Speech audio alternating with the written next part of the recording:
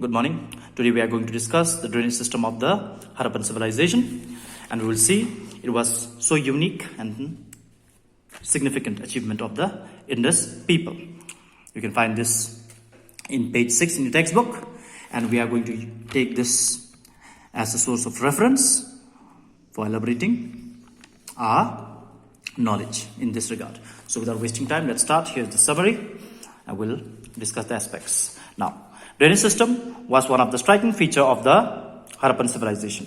Now, it was very unique. We will see how cautious these people were. As we have already seen in the previous class, they were very good planners. They planned the cities beforehand, and then they implemented the plans. Now, every house connected to the street drain. When we studied the town planning, we saw that they laid down the streets, the drains, and then they would construct the domestic architecture, and they would go for the houses. So now, for example, if this is the street as it is laid in the grid pattern, okay, the roads are laid in the grid pattern. This is, for example, this is the street, these are the drains, these are the houses on both sides of the road.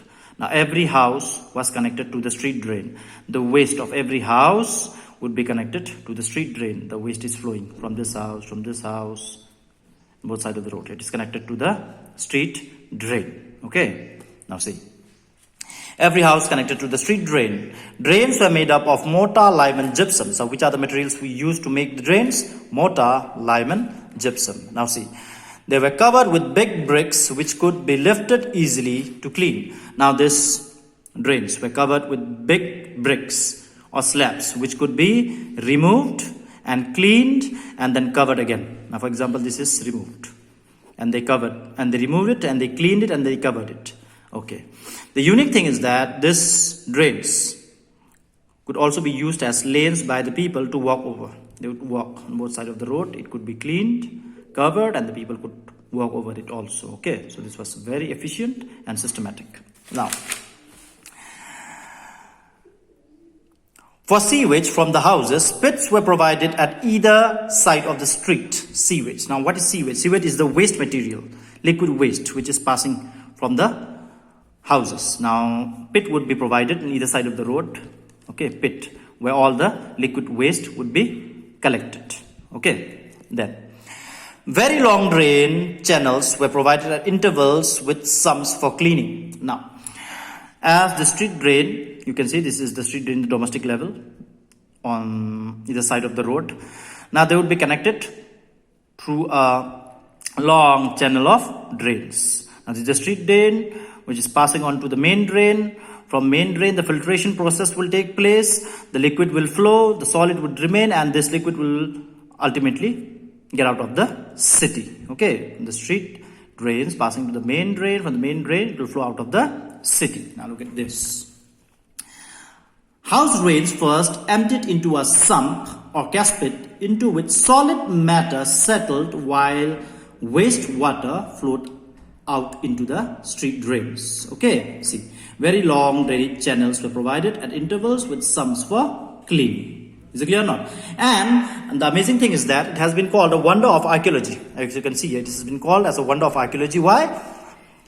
Little heaps of materials, mostly sand, have frequently been found alongside the drains. Now, suppose this is the drain, the filtration process took place, the liquid flowed, and the solid remained, and it had been turned into a heap. And during excavation, these heaps of sands could be found.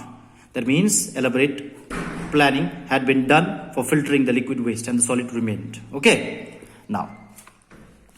This shows that the drains were cleaned at regular intervals. They were very cautious and systematic. So they cleaned the drains regularly. They were very cautious and clean. Okay. And another striking feature of the drainage system is that it was not confined to larger cities, but was found in smaller settlement as well. Now, what I'm trying to tell you is that it is not confined merely to places like Harappa, or bigger settlements like Mohenjo-daro. But it is found everywhere. It was unique throughout the civilization, in all the sites. For example, it would be found in Kalibangan. You will find it in Nageswar, Dholavira or Lothal. So the drainage system was not confined to few settlements, but it was an elaborate system of planning. Okay. So I would like to show you one picture here. Now this will reveal that how systematic they were. Now look at this drain system discovered at Mohenjo-daro. Now here you can see the drain is so elaborate, it's of a man's height. And bricks have been used. And this person is standing here.